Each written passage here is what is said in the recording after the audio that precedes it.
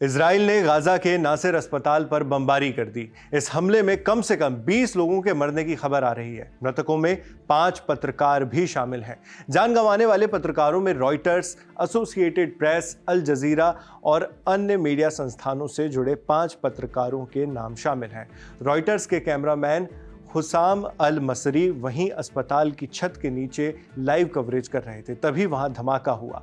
हमले के बाद कुछ जर्नलिस्ट और स्थानीय लोग घायलों को बचाने के लिए सामने आए, लेकिन तभी दूसरा धमाका हुआ जिसमें कई लोग घायल हो गए। हमले में एसोसिएटेड प्रेस, जो एक इंटरनेशनल न्यूज एजेंसी है, उसके लिए काम करने वाली मरियम अबू दग्गा, अल जजीरा के मोहम्मद सलामा और फ्रीलांसर पत्रकार मुआज अबू ताहा की मौत हो गई है। इन 5 में से एक रॉयटर्स के संवाददाता राइनर हॉफमैन भी थे, जिन्हें उनकी निर्भीक फील्ड रिपोर्टिंग के लिए जाना जाता था। इजरायली सेना यानी इजराइल डिफेंस फोर्स IDF ने इस हमले की पुष्टि करते हुए दुख जताया।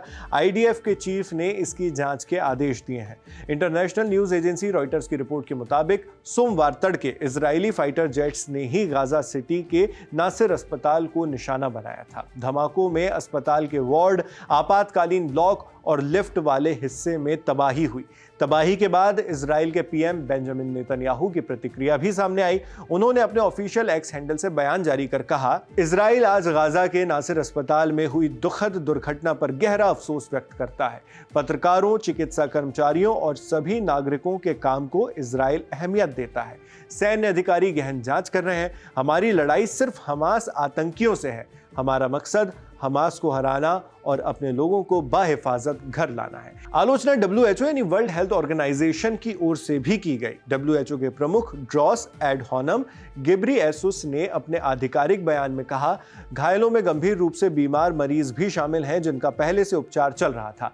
उन्होंने आगे कहा, जब गाजा में लोगों को भूखा रखा जा रहा है, तब स्वास्थ्य सेवाओं तक उनकी सीमित पहुंच को लगातार हो रहे हमलों से और भी कमजोर बना दिया गया है। वहीं इसी तरह फ्रांस के राष्ट्रपति इमैनुअल मैक्रोन ने भी हमले की कड़ी निंदा की। आलोचना करते हुए उन्होंने इस बारे में अपने ऑफिशियल एक्स हैंडल से कहा, पत्रकारों या अस्पतालों को निशाना बनाना मानवता के खिलाफ अपराध है। हम प्रेस की रक्षा करेंगे और दोषियों को न्याय के कटघरे में लाएंगे। कुछ ही दिन पहले अल जजीरा के पत्रकार अनस अल शरीफ की भी इजरायली हमले में हत्या कर दी गई थी। उनकी मौत पर दुनिया भर में चर्चा हुई। अब इस हमले से जुड़ी खबर पर भी लगातार हमारी नजर बनी हुई है।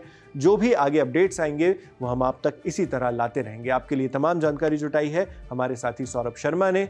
मेरा नाम नावेद है, कैमरे पर मेरे साथी प्रशांत है। देखते रहिए द लंदन टॉप।